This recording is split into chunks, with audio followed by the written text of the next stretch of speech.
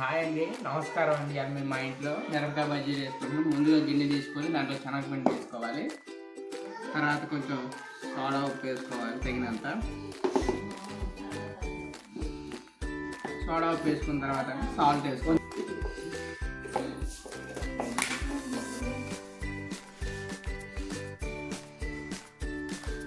Salt తగినంత వేసుకున్న తర్వాత కొంచెం మావ వేసుకోవాలండి.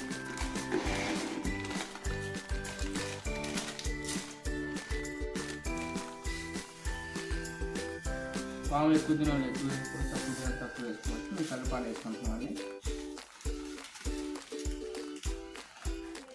పాము కూడా వేసుకొని కలుపుకోవాలండి పిండిని వాటర్ పోయక ముందు.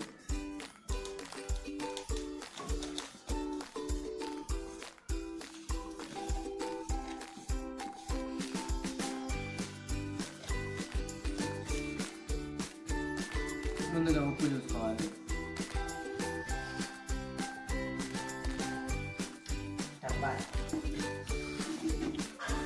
బజ్జీలకి ఎప్పుడు కొంచెం పిండి గట్టిగా ఉండాలండి.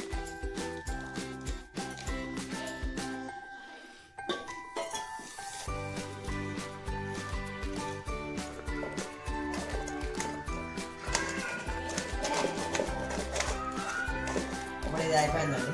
ఈ మిశ్రమం కొంచెం పక్కన పెట్టుకున్నాం. ఇప్పుడు కలుపుకోవడం అయిందండి. పిండిలో మాత్రం ఇట్లా యూజ్గా ఉండాలి బజ్జీలకి. పిండి కలుపుకోవడం అయింది. నెక్స్ట్ స్టెప్కి వెళ్దామండి.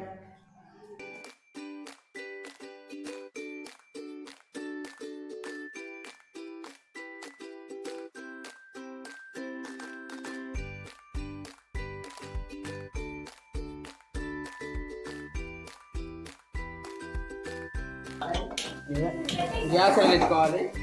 దానిపైన కళాయి పెట్టుకోవాలి. దాంట్లో నూనె పోసుకోవాలి.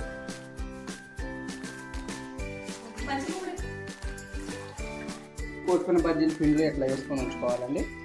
నూనె వేడెక్కగానే బజ్జీల పిండిలో ముంచి నూనె బజ్జీలు తీసుకొని ఇలా పిండిలో ముంచుకొని వేడి వేడి నూనెలో ఇలా వేసుకోవాలండి.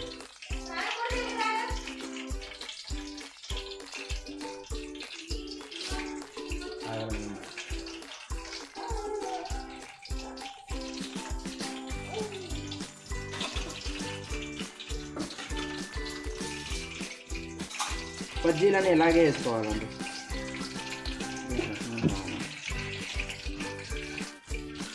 నాకు లేక నూనె కాకుండా కంగారు పడి బజ్జీలు వేసుకోవాలన్నా. నూనె కాగేదాకా వెయిట్ చేయండి.